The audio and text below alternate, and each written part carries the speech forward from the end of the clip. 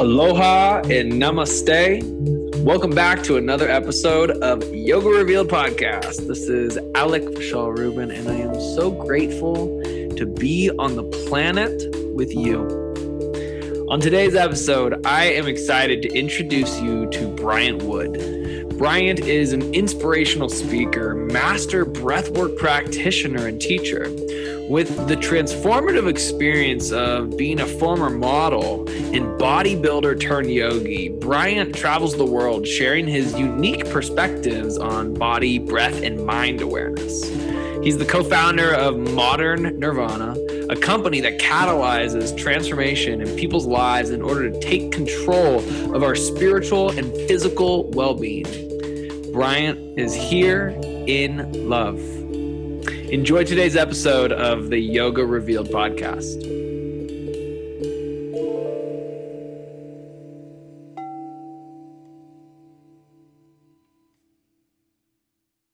Namaste, Yoga Revealed podcast.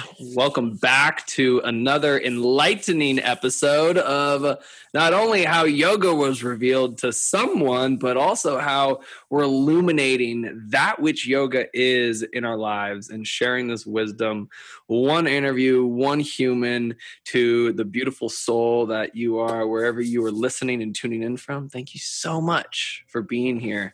It is my excitement to connect us with this new beautiful brother in my life, Bryant Wood, the angel of air, and just such an incredible human. Just the moment you hear his voice, you know that, wow, he's in his heart. So Bryant, thank you, bro. Thanks for being here. Hey, thank you, Alec. And I love you, whoever's listening. So grateful to be here. And I'm really excited to go deep. Let's do it. I love it, man. I love it, man. So, I love to stay in congruency with what Yoga Revealed is. The first question that I always ask is, how was yoga revealed to you in your life? You're going to love this answer. So I would say right before it was revealed to me, I was diving deep into, what makes me happy. I was really trying to understand the mind at the level of the mind. And I was just so much confusion and turmoil and distraction that it led me to meditation, and then through meditation, you identify with your thoughts. When you first get into it, you realize you're actually not those things that are surrounding you. So I'd meditate for like 3 hours, and I would go through each thought and try to reframe each thought and think of it in a more positive way. I'm like, what is the highest perspective on the situation? How can I forgive myself and all parts of myself that would do the things that I did or someone else that would do? And it took me hours. And then I remember I was at the Oregon eclipse, and I saw this really incredible magical being. And I had done yoga before, but it was like a bunch of wrestlers in Bikram trying to sweat and lose weight for some championships. That's what we were doing. But I saw this being named Maurice, and I know he's one of your dearest brothers. Yeah. Oh my God. I love this. I love it so much. And I'm sitting there, and I've always been really in tune with energy. And he comes into our camp, and within 30 seconds, and where there's 30 people in this camp, within 30 seconds, he has every single person laughing and smiling and dancing and like in ecstatic bliss within 30 seconds of this human being entering. And he's not like, he doesn't come in right away and does this like hurrah. He's slithered in. He found the rhythm, grounded with everybody, and then elevated everyone's souls. And while he was doing that, he didn't even know me. He came over and gave me a massage. And I was like, well, you just did 30 things at once. I was like, all right, this is really cool. So I was like, there's a lot for me to learn here. Someone that is a master of commanding that energy. I'm really interested in that. And what is the techniques that you have, or what have you practiced to get to that level of mastery? So I followed him for 2 days in the forest in Oregon. And we would go to different groups, and all we would do is just spread love and kindness and like uplift people and compliment people and dance with people and be present with them and see them. And it was how I always knew to express myself, but in a completely expanded way. So anyways, flash forward 3 months, I'm living in LA. I have this beautiful place in the Hollywood Hills, closest balcony to the Hollywood sign. And I was like, Reese, do you want to come live with me and teach me about yoga? I want to learn about yoga. I was like, this is something that is so incredible. And as a wrestler's body, it's very tough. Like I wrestled for 10 years as a Division I wrestler. Oh. So much aches and pains, so much tension, so much stress. And in wrestling, I had an actual college coach tell me that. He's like, don't stretch because it keeps your explosiveness when you don't stretch before a match. Because I was like, oh, that makes complete sense. And then later on, I'm like, that made no sense. That made no sense at all. Yeah, it was a different time back then too, you know? So anyways, Reese flies out and every day we practice yoga. And he puts me through like very simple practices. But one of the things that I noticed is when we dropped it and grounded first, any music that would be playing, you know, like beautiful symphony of music, you know, we all know that beat that takes you higher and higher. He would be exactly on rhythm with the beat that is presented, with the breath that is embodied, with the flow that is experienced. And I'm like, whoa, there's an aspect of reality that is in oneness with all, especially when you're in servitude. And that was like, how do I learn this? How do I get to this? You know? So we practiced for months. And then eventually he's like, all right, you're ready. It was like just initiation after initiation. It's hilarious. And he takes me down into the woods and he shows me the 10 Tibetans, which is a breathwork style. Are you familiar with it, Alec? I'm not. Oh yeah, very powerful breathwork style. It's 10 different Tibetan breathing patterns, and it's supposed to wake up the Kundalini. Anyone out there that's listening to this, you know, also be mindful with these practices. I would do it if it says like 3 breaths to 7 breaths, do the 3 breaths first, just because you're going to activate a lot of energy within your system. And you just don't want to do it all at once. You rather ease into these practices. So he took me through it after I had already been practicing the asanas for, you know, a couple of months previously. And he just electrocuted my system with complete presence, right? This breath work did, right? It's the modality itself. All teachers are a channel for these modalities, and it gives us the power to heal ourselves. And I was just so awestruck. I was like, I'm going to dedicate my life and each moment to mastering my breath, because this is delicious. This is incredible. This is such a gift to myself. And this is actually the dictator of my experience, or a majority of it. So that was originally how I found yoga. And again, I'm not here as a master in the movements or even the philosophies, but in regards to the breath and just not leaving a stone unturned, I have dove in deep. You know, I really, really practice. I'm really excited to go a little deeper into the breathwork access that you've dove into. I want to address a few things. One, when you said, I devoted myself to learning this. To me, in Native American traditions and sweat lodge, there's this approach called the giveaway. And what we give away can never be taken back. And I see that in a similar way when I said 10 years ago, I devoted myself to studying the subject and the art of yoga and serving such. Same. We can never take that back.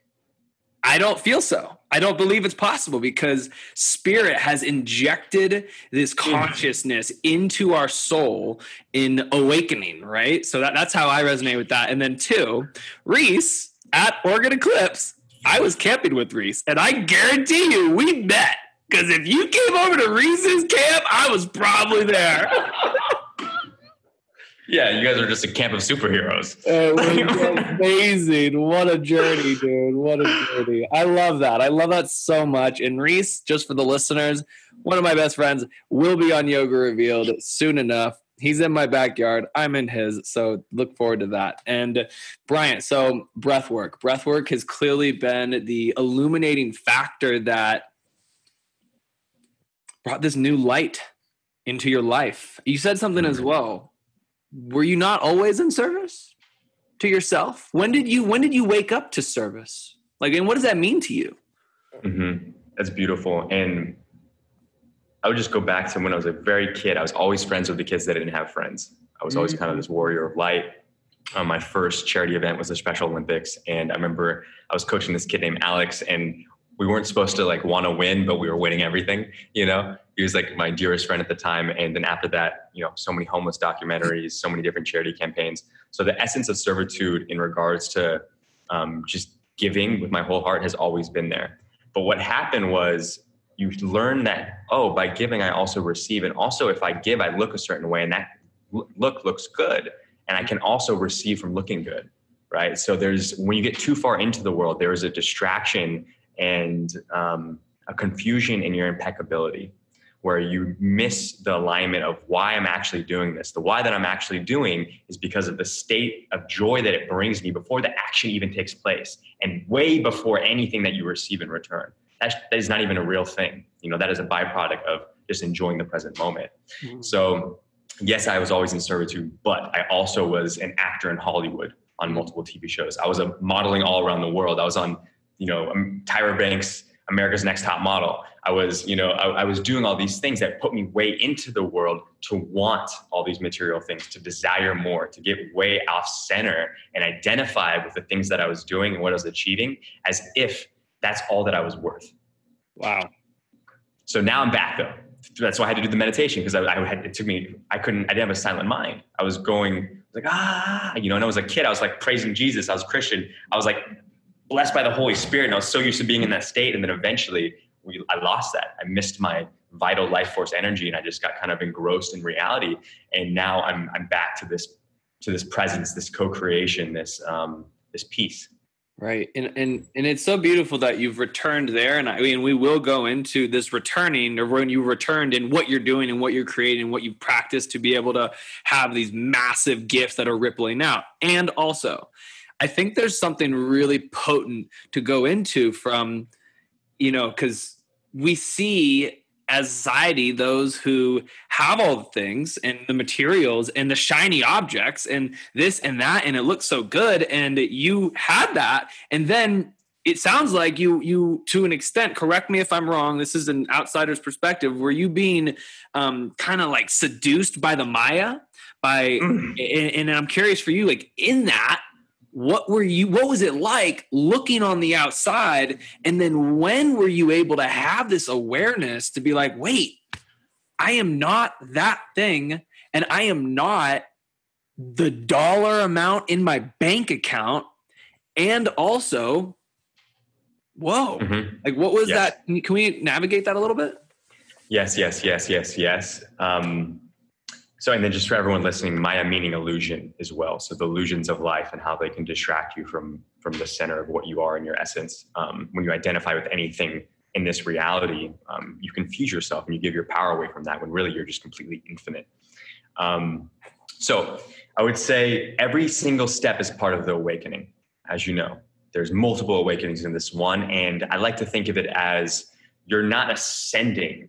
Your spirit grabbed you and it's pulling you up. Like, it's like, no, it's time. I got you. I'm not leaving you behind. That is what the feeling was for me. Because I got so far into the world with material possessions, more so acquiring things in a way that I wasn't proud of. I would say that is the essence of that. You know what I mean? Yeah. My awakening was so dramatic. It was literally a punch in the face from the universe, because it was like, listen, you have to know you have to know so deeply that is not it, and that there's so much more that you have yet to discover. I need to let you, and now I can go deeper into it, but I need to let you know that it's time for you to reassess your path. And after that moment, gave away all my belongings, quit my job as an executive at an artificial intelligence company. I'm pretty sure I threw my wallet in the trash can. Like, it was like ridiculous. And I remember after I quit my job, I went to my assistant and I gave him this beautiful Mont Blanc pen that I bought with a ruby on it. Beautiful pen. And I gave it to him. I was like, hey, you're going to really enjoy this. And he looks me in the eyes and he goes, you know what I loved about you most? Your spirituality. Oh my God. I was like, after I give him a pen, he just gives me the best compliment ever. He recognized the soul.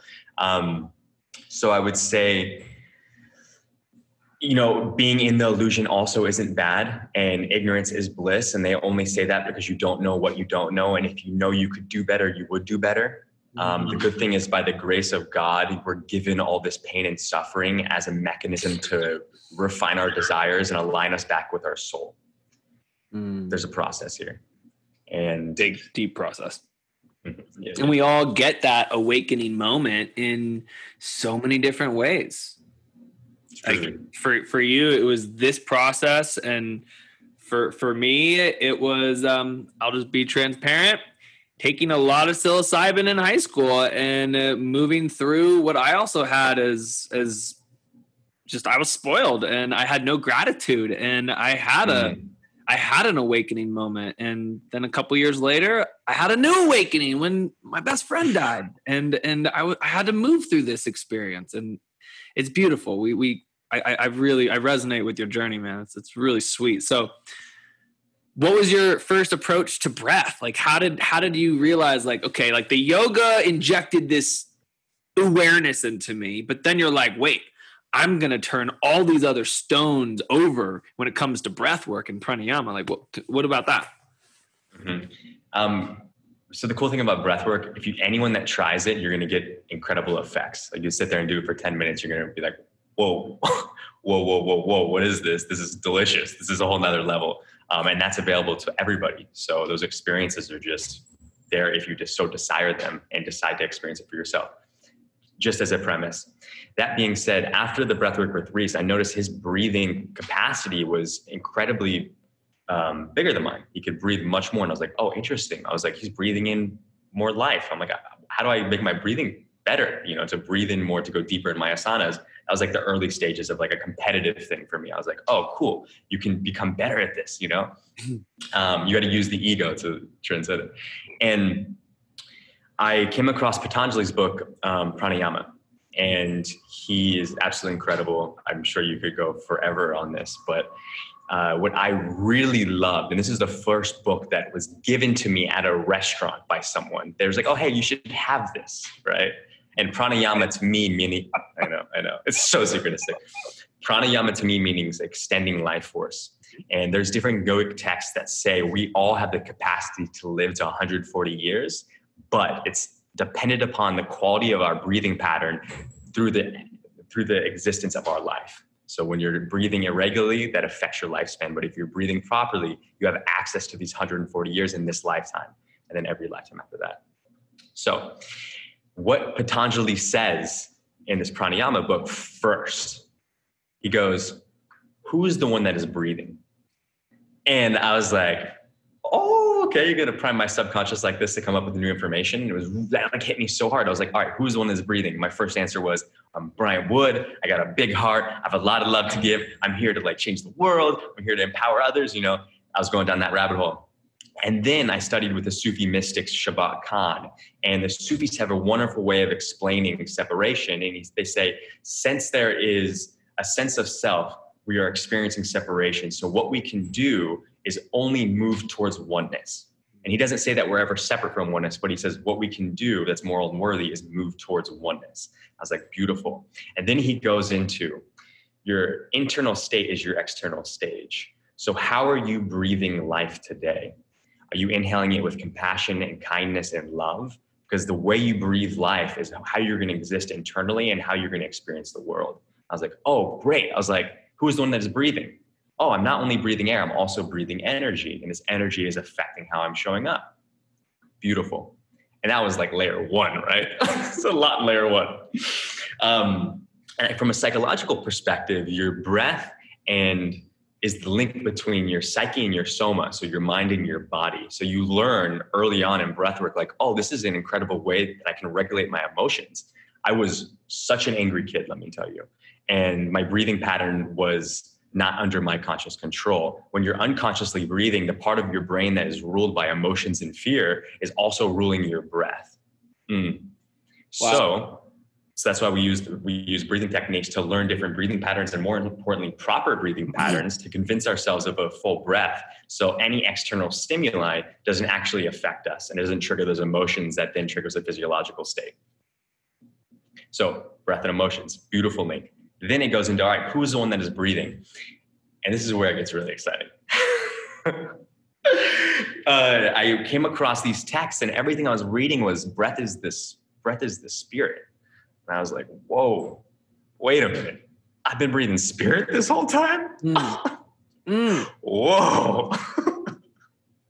And that really hit me. And I was like, where, and then I came across something else, and I realized that I'm actually this vessel for consciousness, because when I'm inhaling and exhaling properly, I'm just making space. I'm changing the air pressure from internal and external, and I'm allowing the breath to enter me. So I remember I came across this text that said the universe is exhaling you into existence and then inhaling you and drawing you back into your home. And I was like, beautiful. So I'm actually not the one that's breathing. I'm just making space for the breath to enter me, for spirit to breathe me. I was like, that's incredible. That's so beautiful. So I would sit there and I would allow spirit to breathe me. And I would just make space. I would feel more, take more than I need. And then I would exhale and completely contract. I would just take as much space as I possibly can. And then I would just take as little space as I possibly can. I would play with that for hours. Sit there on my stomach, sit there on my back. You know the drill. You know, put a block under my legs, use a strap. You love it. I do. You love it. So I just do that for hours. And then who is the one that is breathing? I am actually spirit itself breathing my body, breathing its consciousness. So when I inhaled myself, I felt myself exhale into the spirit itself as spirit, into the essence of oneness. And again, there's nothing to intellectually understand with this, but the breath is the portal. It's the key to these very heightened states of ecstasy. Wow. That was a lot. And I wonder that, like, it was so much to take in as it lands. And I wonder, would you be able to guide us in a 3 to 5 minute offering to a breath practice? And I'll just preface, if you're driving, see if you can pull over or pause this podcast, and then you can park your car and then click play. And if you are able to, while you're listening to this, just pause what you're doing. Take 3 minutes out of your day and let this transmission, just soak in your soul. Are you open to that, Bryant? I'm so open to it. If you're operating any heavy equipment, please stop. Stop. I could just only imagine a bunch of people in trucks just chilling. Boom. All right, let's do this breathing practice. Okay. Awesome. So grateful. This is, again, recognize this as a wand that I'm passing you. And this wand is how you make it your own and how you create magic with it. So these tools are completely yours to discover. We are just a vessel for these tools. So spine straight, stack your bones, be completely aligned. Swami Rama says, when your body is aligned, you naturally start to pay attention to your breath, which is beautiful. You can close your eyes here. And first, we're going to do a little bit of awareness training. Your awareness is your inner child. It is your inner God. And wherever you place your awareness in your mind is what you start to experience. So in this moment, allow yourself to feel, allow yourself to imagine. I want you to bring your awareness to the part in your mind where you last experienced being in love. Feel that completely. See his or her face.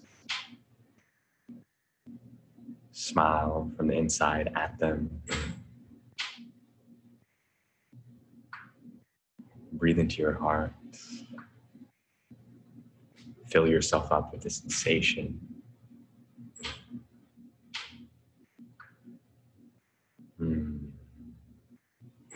Just recognize your breathing pattern in this moment. How are you breathing?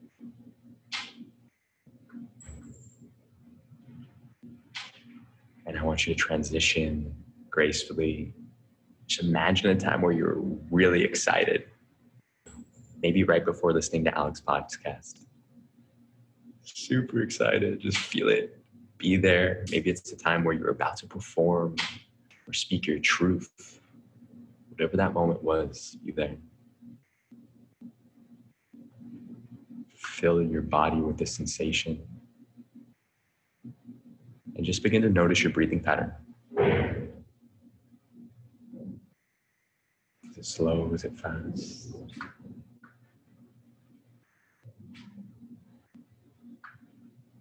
And we're only going to be here a moment.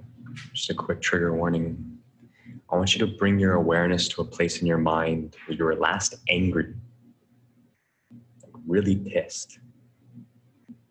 Allow yourself to feel. We're only going to be here for a moment. What triggered you? What did you do? And now just pay attention to your breathing pattern. Is it fast? And big breath in through the nose. Exhaling all thoughts from the mind with the breath out the mouth. Release, release, release. So good. And we're going to bring ourselves back to this peace. You're going to place your right hand on your stomach.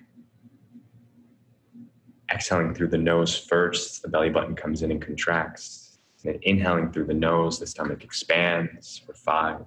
1, 2, 3, 4, 5. Exhale, the stomach contracts through the nose. 1, 2, 3, 4, 5. Inhale.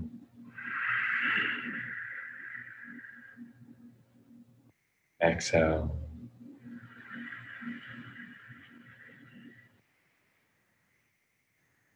Inhale. And exhale, release. Come back to your natural breath. 2 normal breaths on your own here. Next breath is a 3-part breath. We're breathing in through the stomach, breathing into the side body, the ribs go out and up, and then breathing all the way to the top of your chest, right at your thoracic cavity. Again, being this vessel to allow consciousness, which is you, to enter you. Exhaling first through the nose, release. Inhaling in the stomach, inhaling into the ribs, inhaling to the top of the thoracic cavity, and exhaling all at once, release. A couple more times. Inhale, inhale, inhale, and release.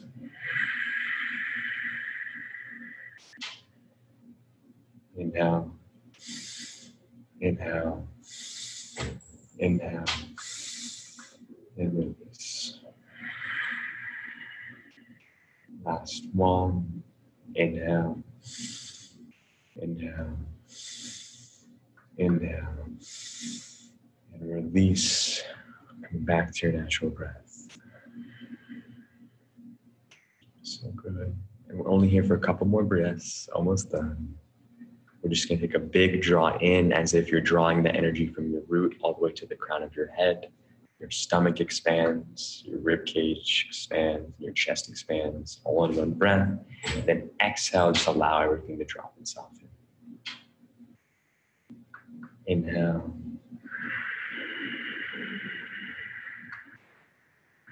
Exhale. Finding that beautiful oscillation. Inhale. And exhale. Last one, biggest breath yet. Listening to the subtle frequency and positive force taking you higher. And higher. And higher. Continue to breathe after your lung capacity ends. We're here for a moment. Feel, receive, and exhale through the mouth, surrounding.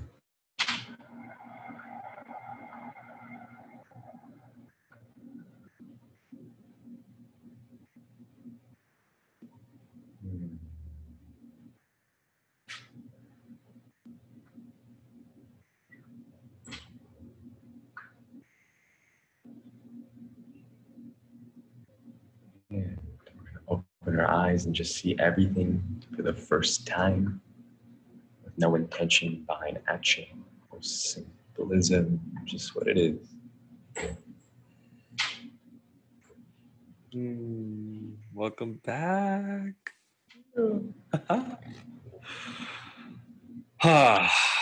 You know, I wonder what your experience is in this part, because when you guided us to feel the moment of anger, it's important.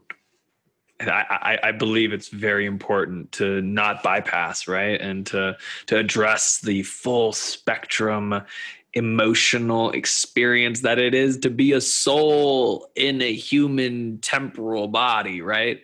And I had a challenging conversation with someone yesterday, and I was so grounded in my body because I was walking Mulaband and I was toning my abdominals and I was pulling my energy up as I rooted myself down while accessing my breath. And I'll say that was one moment when I consciously chose to show up. And sometimes when I'm angry, I don't. Because I'm in a state of reaction.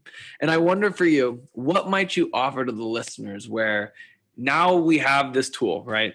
Maybe someone's never been guided through a breath practice before. They just got a tool. They just got a transmission. What could you offer to said listener, to all of us, the next moment we are triggered, the next moment we are pissed and challenged, what to do before we use our most powerful sacrament, which is that of our words? What do you have to offer, Bryant? So I'd say this practice, if done regularly, especially when you are initially triggered, you can, what is my breathing pattern associated with this trigger? So you use yourself as a science experiment and you realize like, oh, okay, this is what's causing this physiological state, this emotion. So you learn to shift your breathing pattern. And the more you practice like deep, full breaths, the less triggered you get as a byproduct. That's just fact. So when you're doing the breath work in the mornings, there's a good chance that there's probably nothing capable of triggering you throughout the day because you're dropped into that really foundational sense of self. That's my first premise. And then second, when you do get triggered, I take your stand on this as well. And this is through both extremes, where one extreme was, okay, how quickly can I recover to the present? How quickly can I inhibit my emotions? How quickly can I recover to love and not express what I'm feeling? Because maybe that's not holy. Second expression is, oh wait, my whole body is this incredible instrument. At any time I don't express what's activating in my nervous system, I hold on to that and that actually becomes me. And that's subconsciously dictating my decisions, which will create those samskaras, that conditioned mind, that karma, for me then to experience more of those experiences that will also trigger me more. So I'm going to actually allow myself to completely feel. I'm going to scream. I'm going to let it go. Like yesterday, I went through a really beautiful heart trauma release and completely, self-induced with a partner of mine. And like, we went different ways and I was like, oh my gosh, this is such an incredible opportunity to feel my whole heart. It's like, yes, I can't wait to do this. So I sat there, I put on like the most like beautiful songs, Hallelujah, Angel by Sarah McLachlan. I put on Hero by Enrique Iglesias and I sang it to myself. I sat there with my arms open and I breathed into my heart and I felt more than I've ever felt. And I felt all the times that I had heart trauma in past relationships. And I brought it back to the very first one in this lifetime. And I felt it for the first time completely. And I realized that this manifestation of my experience I was living in this present moment directly affects my past and my future, because that past is what created this. And then the future is what I'm going to experience again. So if I don't feel what I need to feel right now, it's going to be relived. And that's not truly liberating love. So I sat there and I felt it completely. I screamed, I cried, I loved, I put Survivor on and I danced and I cheered, and I felt it completely. And to release the emotion is beautiful. But again, you're also getting those neuropeptides, neurotransmitters also releasing in the body. It's creating more of those emotional states. So after you feel what you need to feel and you know when it's over, because anger, it really only lasts 2 minutes. You look at the research. It's a biological state that lasts 2 minutes. So if you're angry more than 2 minutes, you're just an angry person. All right. So feel what you need to feel, make friends with it, let it go. And then how can you expand into your most divine, liberated, authentic, greatest becoming self in that present moment and reclaim your power back from that situation? That's my process for that. I love it. And I'd love to add on to it is, thankfully, the person who I was communicating with is a fairly well communicator. Like I deem myself as someone who's a solid listener and also knows how to use my words and to articulate, to make the bridge of what am I feeling on either end of the emotional spectrum, to putting it out into words for the other person to be open and receptive to. How do I make that happen?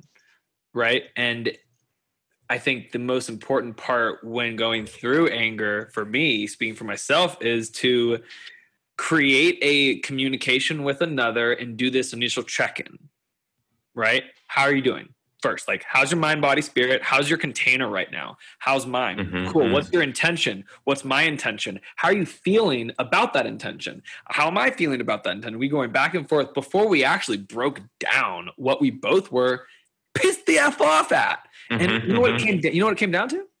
We were both misunderstanding each other. Mm. It was really simple. It was so interesting how anger is just this first layer, and how I see in that breath work, I transcended what I was angry about. When you tapped in, when you had me tap into that, even though it was an old story that I had already let go, I welcomed it back in, and I was fully with you in the breath, and I moved beyond it. That to me is the power of breath, and it's so beautiful. So I wonder for you, how has, when you've gone through a experience where you feel alone or suffering, or you are like, where there's just almost no more hope. Have you ever had a moment like that? And have you been able to have, when you didn't feel like there was something, but then you remembered, wait, what if I go into my sadhana? What if I go into my practice and I bring my practice that? Can you speak to that? Because, it's and before you do that, I share that. I love the density and I love the joy. It's important to have this understanding of both. I'm a very optimistic and happy person. I see that for you too. And also, I've gone through challenges in my life, as have our listeners, as have you. And you seem like, to me, just even though this is our second true conversation, Bryant, you seem to be someone who feels yourself so truly and so deeply, no matter where it is. So I wonder, how has your practice and your breath followed you and been with you in the darkest moments?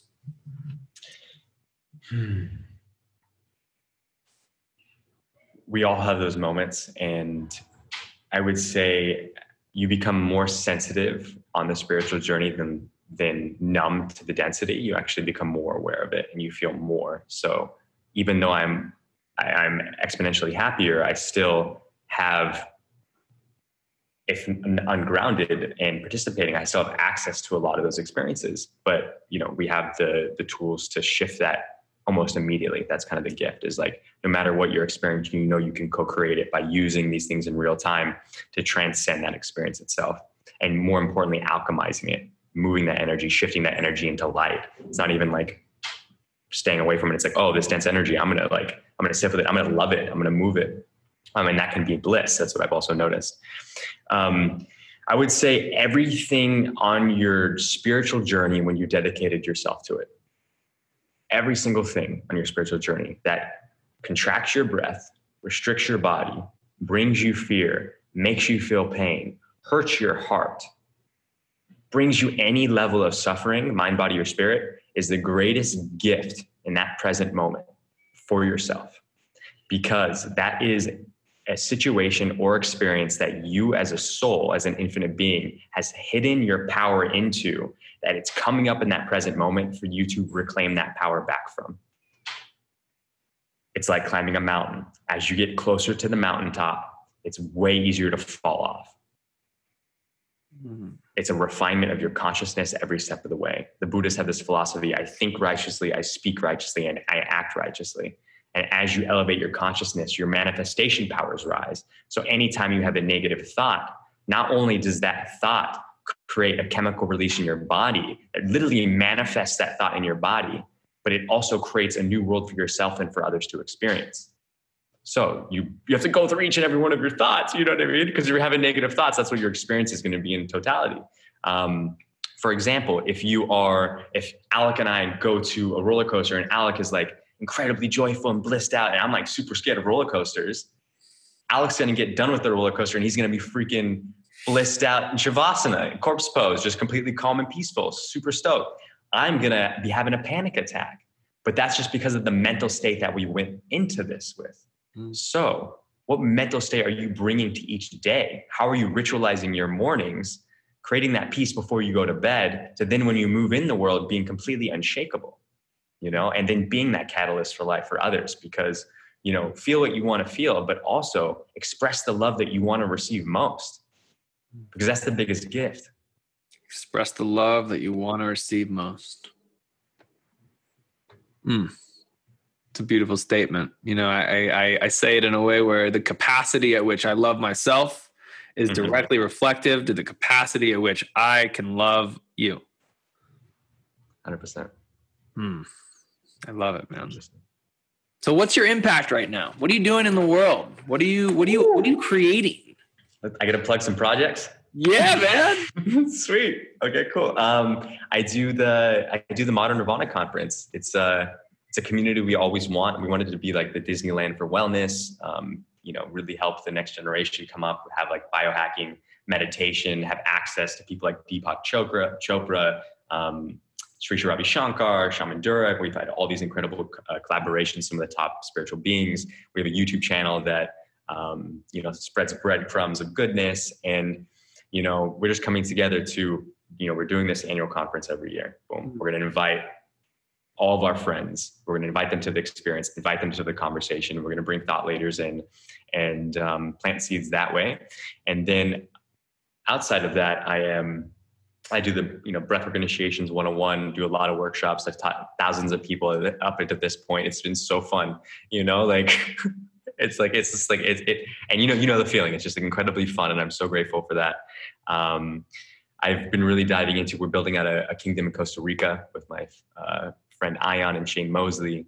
They're absolutely incredible. So we're building like an off-the-grid kingdom so healers can stay there and people can kind of have a refuge. So we ask ourselves, how can we dream bigger every day? Not in a sense of material gain, but just impact in general, love in general. And then, I'm very consistent with my practices. Everyone that's listening, the masters that you've experienced are no different than you. They just do the practices. Boom. So tell us more about this kingdom in Costa Rica. When can we expect? Oh man. Yeah. Well, Alec, you're invited. So, it's early stages. We're still buying the land, and, permaculture, sustainability, conscious living, check your phone at the door, check your clothes at the door. Here's a robe, There's the ocean. The ocean. What do you want? He wants some fruit. He wants some love. There's a mango. He has a mango. Exactly. So that's been my highest. Totally. It's some yoga. Yeah. I love it, man. That's amazing, bro. And, I loved, I met you. I've heard you for the first time on the House of Clubs. Clubhouse is such a cool app, man. What's your We got to do a room together. We got to do a room on Clubhouse. Honored, man. What's your experience with Clubhouse? For those who don't know, what is Clubhouse? Clubhouse is a new social media app that allows people to host rooms that are live conversations in real time. So let's say Alec and I are hosting a room on yoga. We're moderators, then we can bring up speakers to discuss with the moderators. Maybe we ask questions, maybe it's an open discussion. Then there's people in the audience. So if you just want to come in and listen, you have access to that without having the need to speak, or if you're worried about speaking, you don't need to. So it's this really incredible way to, for one, get access to people you wouldn't normally have access to, and then hear deep, open conversations, kind of like a live podcast, but then also raise your hand and then go up and ask the question that you want to know. And then it's also cool because other people that have questions, there's kind of like a collective consciousness thing going on. So when you answer one question, everyone gets the information from it. And it's very healing. That being said, there's so much ego on it, and there's so much like, look what I'm doing. This is what, so it's a little exhausting. So if you do get on the app, there's so different polarities. Drastically different polarities. If you're not feeling good when you're listening to the information, it's not sparking love or joy, get out of that room. And I would say, after you check a couple rooms, team up with some friends, create your own room on something that you want to talk about, because other than that, it's like taking away your prana bandwidth, and you only have X amount. So you're going to notice that it's like, just like Instagram or other social media, it's going to be taken away from your life, but it does give you the potential to access like incredible people. Like just one example, Alec, if that's okay.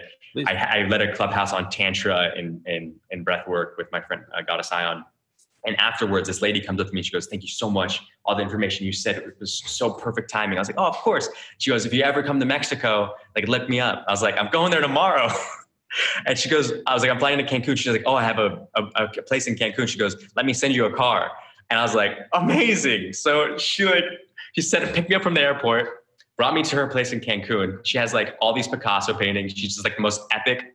I call her Mama Cancun. She gave me a bag of goodies that had like matcha, incense, like honey, organic honey, like all the most delicious things. She gave me the bag, then sent me a car all the way to Tulum. And I was like, what just happened? Yeah, so that's the power of Clubhouse. Everyone's getting really connected through it. So amazing. I was in a room with Elon listening to all the things. It was wild. I was in another room, which was like, I was only there for 30 seconds because I saw it was hilarious. I just have to say, Vanilla Ice and 50 Cent were having a conversation. And I thought it was hilariously awesome. But on a more profound and real note, the rooms that you're hosting, man, you've got so many people and you're bringing such an impact, dude. It's so cool and I love it. And I've been on a few of your rooms when you're leading breathwork practices. They're beautiful. And if you're curious about how to get in, you have to have an invite. So maybe if you DM me or you DM Bryant on a good day and we see it and we've got an invite, you might have one waiting for you in your inbox. We got you. I love it, dude. I love it so much. Okay, I want to reset, almost like we reset the room and just take a deep breath in together and out the mouth. I'm finding our center and connecting the mind space into our heart space with the movement of the breath as it channels through the central line.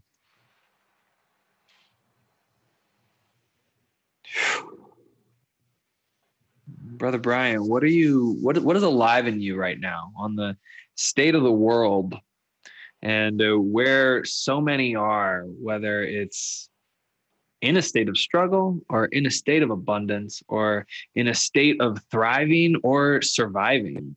When you feel into our collective consciousness, what are you present to?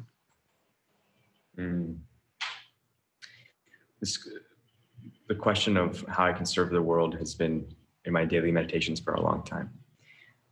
When I was a kid, I didn't know how to properly ask that question. When I was a kid, it was like, why is there so much pain in the world?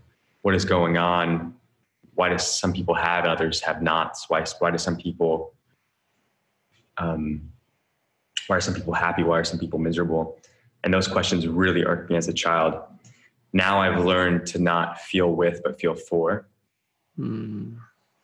And what is alive in me now is, even though I am blissed out in Tulum, living my best life, having so much fun, I still know that there is an incredible amount of suffering that's existing.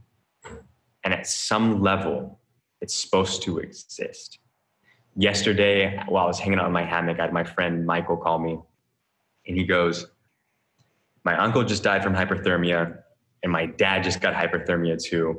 And Bryant, I don't have any emotions right now. What's going on? And I sat there with him and I was like, okay, let's feel what we need to feel. And we did some emotional processes, and I told him to go meditate afterwards. And in that moment, what was inspired through source, through me, helped in some little way.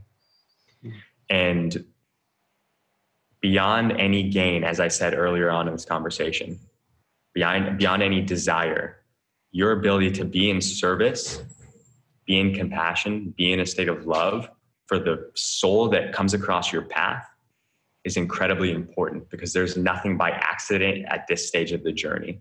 So I'm not someone that says you should go seek misery in a state of misery to help it transcend. But all I'm saying is, when the opportunity arises, do the best that you can with complete presence to be that for that spirit as if it was yourself.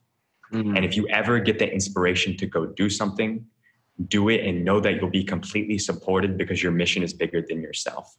And that alignment is what life is about. So yeah, thank you for that. It's these are the questions. These are the right questions. Thank you.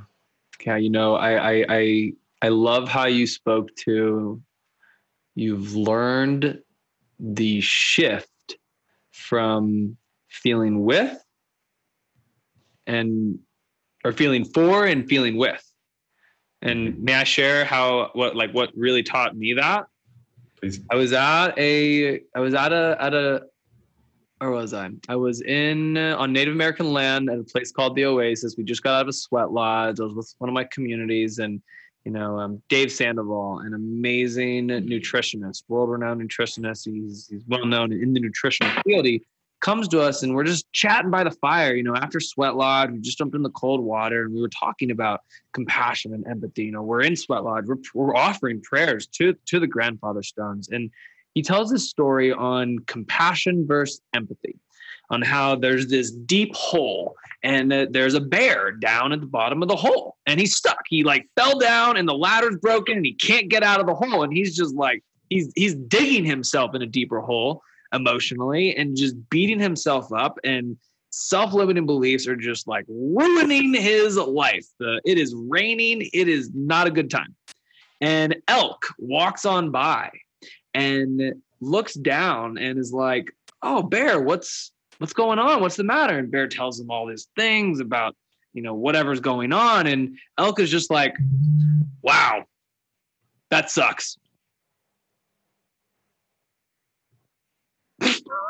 That was it. And he was like, I hear you. I feel you. Sucks. Sorry. I'm I'm listening. He edified a little bit, but not really. And he offered his compassion. He's like, "I feel for you. I'm sorry for you." And elk walked on. But bear's still, in his emotional experience. And he's like, "Well, all right, I guess someone kind of heard me, but not really." And then deer walks by. And deer walks by, looks down, and is like, "Bear, what are you doing down in that hole?" And bear's like, "Oh, well, it's a deep story." Well, funny joke, but and deer goes, "Well, let me come down there and be with you." So he climbs down the ladder, and he's actually in the experience and is like, "Wow, this does suck down here. I am so sorry that you're experiencing this. I'm here with you, but I'm not taking it on. And I can actually show you how we can get up, because I figured out when I came down, I went down that journey. So actually I see a route way." And bear's like, "Yeah, okay." And so bear follows deer out of this hole. And that's a shift of compassion to empathy, is being with someone to feel it, to help them see that they're not alone without taking it on. Deer didn't take it on. He just showed them a way. And I heard that 3 years ago, and that's my own rendition of it. And I love that story, because when we can truly learn how to be empathetic souls in the world and not take on this or that, we get to ask ourselves, is that mine? Or is it that, every night before I go to bed, I say, "Thank you, guides. Thank you, angels, for severing the cords that bind me to people, places, situations, and things, and anything that pulls me out of this present moment experience. Thank you." Mm-hmm. And when I'm pissed off and triggered, you damn right I say that multiple times in a day until it is true, and I'm breathing through it. That's so beautiful. That's a great story. And yes, and empathy from an intuitive medicine perspective is felt in the second chakra, in your clairsentience. And then compassion is felt in the heart chakra. So you can really just adjust, all right, where is my awareness in my body and where am I feeling from?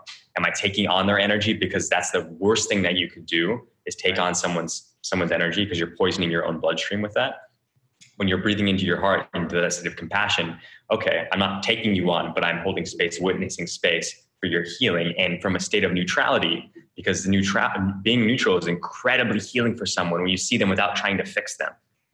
You'll notice a shift where their awareness will just figure it out for themselves. So in the energetics of intuitive medicine, that's what I highly recommend. And going back to really being empathetic, I love this. It's because a lot of people say, okay, don't be empathetic because you're taking it on. But really, no one's truly empathetic. No one really wants to take on the thing they're experiencing. They just don't know how to manage their own energy. And the texts say, when you are truly empathetic, that's actually 1,000 arms of compassion. Wow. Oh, Wow. I know. I love it. Something's coming up for me. It's a little bit of a topic shift just as we enter into the back end of our conversation here. And I'm curious, I believe, especially those who practice yoga, most people who are listening to Yoga Revealed podcast, which thank you so much for listening. We love you. I love you. You're so good. Yeah. Oh. We want to make an impact. We want to impact the world. And I am a believer that to impact the world, to impact beyond just our immediate community, to make a large ripple where I impact one and there's now this residual impact itself. What's your perspective? I believe it takes money. And for some of us, that's a little hard to come by when it comes to how are we doing this in a global pandemic where, one of my friends says, oh, we're going to be getting stimulus checks forever. It's just going to be not as often as we want, and I think there's interesting perspectives around this or that. And when it comes to making an impact, from having to pay our bills, put food on the table, save for this and that, and to be able to afford to go somewhere beautiful and then come back and hustle it all over again. When it comes to making an impact, what would you say to those who want to make an impact, who have the money to do it, or want to have the money to do it, or may believe they can't do it? Can you give us a download?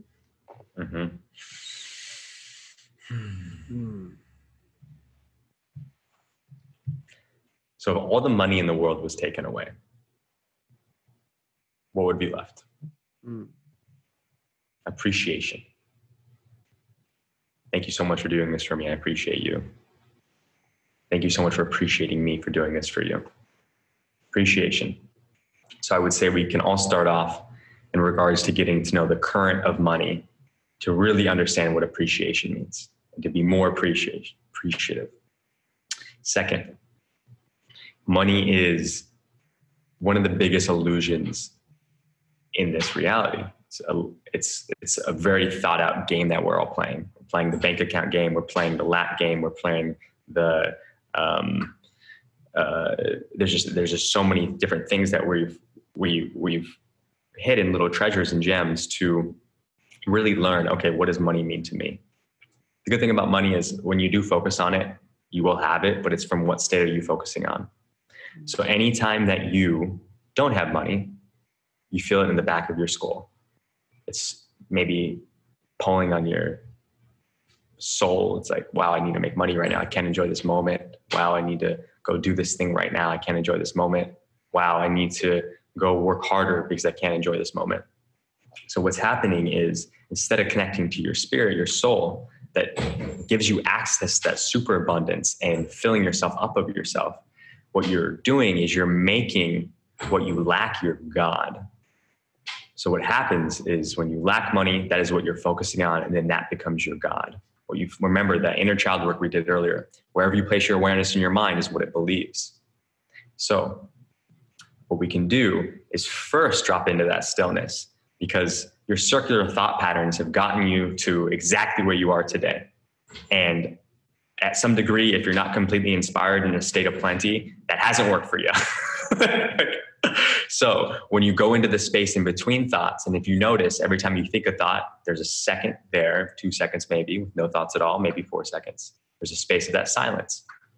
And you can weed through the thoughts, you can release the thoughts. Swami Rama, one of my famous Himalayan teachers, he always says, rest in the seat of the guru in between the eyes, and then throw all thoughts into the fire. You have thoughts that are unknown, that are very deep. You have latent thoughts that come up sometimes. Then you have your regular thoughts you think day to day. When we're meditating, you can just throw the thoughts into the fire and watch each one dissolve. And you do this for 30 minutes, do this for an hour. Every time you have a worry about money, first thing you do, reclaim your power back from the situation, you go meditate, right? You feel we need to feel of what comes up in resistance to money. You throw those thoughts in the fire, then you expand, breathe in the energy of what feels your most expansive self, reclaim your power back from that situation. That's the process you apply every time you have that sensation.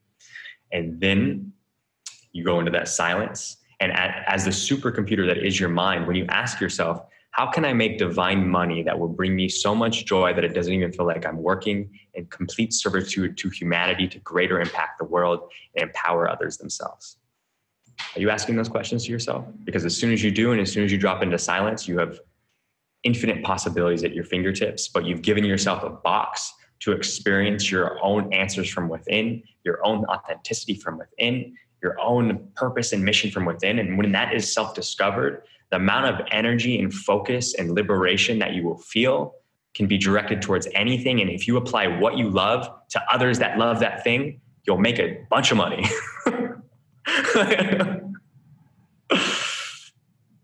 Give it to God. Give it to God. Put it on the mountain. Thank you, Bryant. Beautiful insight, brother. I love it, man. What are, final question, bro. Final question, man. I really want to ask you questions that I want to do, but if you want to ask me a question, I got the time, man. If you got the time, you can ask me something. Okay, question. Is this recorded, like video? This is video recorded and audio recorded. Good, because your I manners will release it on YouTube and on the podcast, and we're in season 4 of Yoga Revealed over the last 5 years, and it's the first time where we put out YouTube.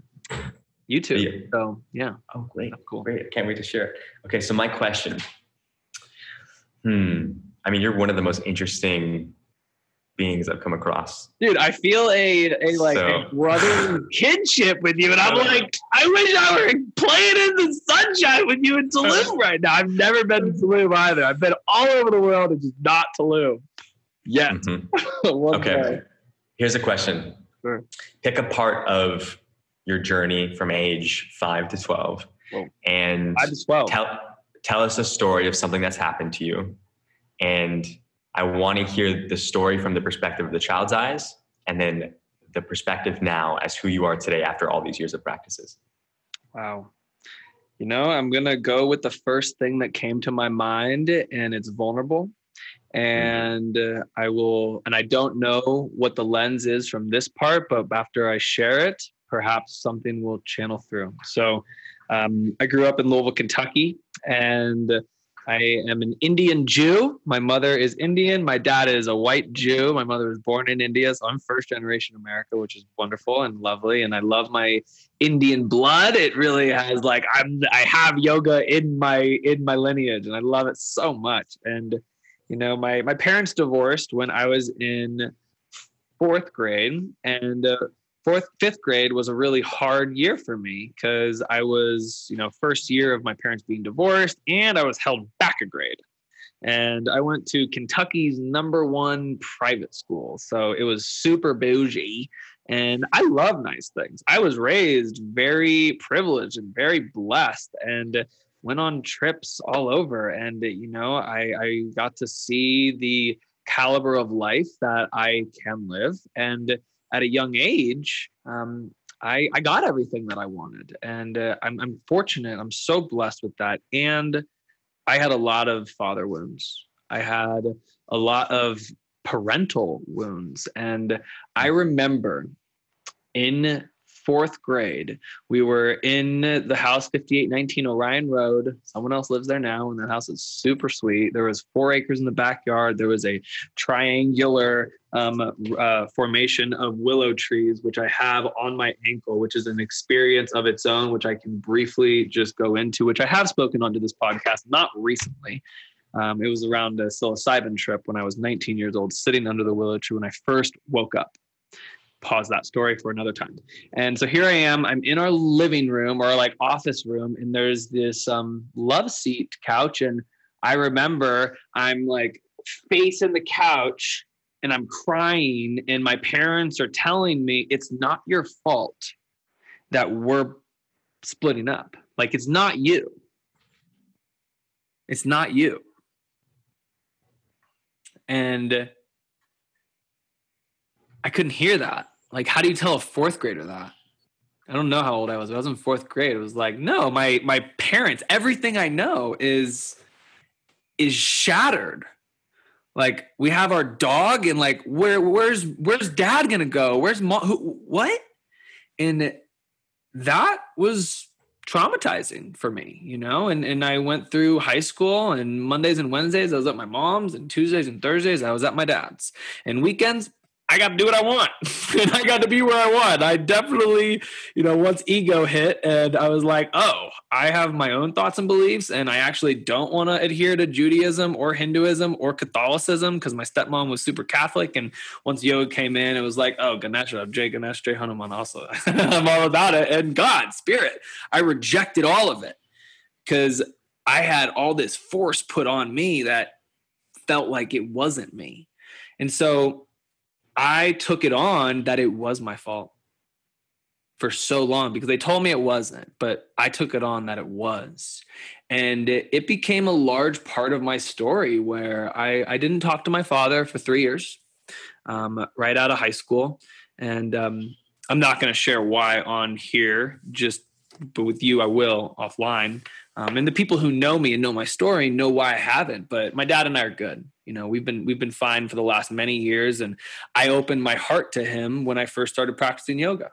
I came out of Ustrasana, this beautiful back bend camel pose, and I sat down into Virasana, hero's pose, or just flat on my hips. And I watched all my hate and my anger and the feelings I had for my dad mold into forgiveness, into acceptance, and knowing that if I can love him, I can love anyone. So I see this lens of what yoga's taught me to tell that fourth grader little boy that this is the part of your path. I chose this life. I chose these two beings to birth me into the world. And yeah, this sucks right now. And you're going to get through this. It's going to make you a strong, willful, and well-hearted man, an incredible yogi where you don't have to be your father. You don't have to be your mother if you don't want to. And you get to be who you are and pick and choose the qualities of both and either that you resonate with. And so I have. And also, I have had anger management. And I would grow up going into the house and, when I moved out of the house, my mom was pissed because she would take off the photos off the wall. And what do you know? Behind those photos were fist holes in the wall. That was how I released energy back then until I had new practices too. So, that was the first thing that really came to me when you said 5 to 12. That's beautiful. Thank you, Alec, for sharing. And it's such a testament to your teachings. Thank you. Truly. Brother. Thank you. I appreciate it. No one really asks me questions on these podcasts, so I really appreciate it. Can I volunteer myself to interview you on your own podcast? One of these days? I would love that. Okay, cool. I would do that with Andrew. Let's do that. Let's put it after your journey at Lisbon, man. That'd be so cool, dude. I love that. Yes. I love it, Bryant. Okay, cool. That'll be so much fun, dude. I love it. All right. What's a golden nugget, man? Last question. What's the golden nugget that you have for listeners as they move through their day as a human, as a yogi, as a soul? What you got? One golden nugget, one tip.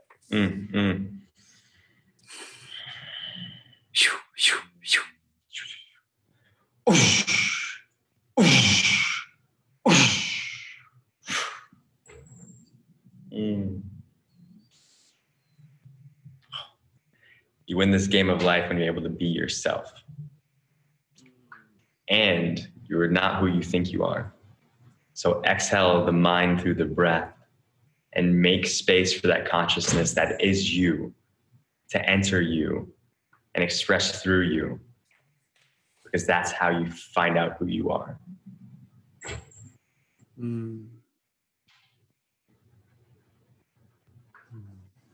Just gonna let that sit in the heart.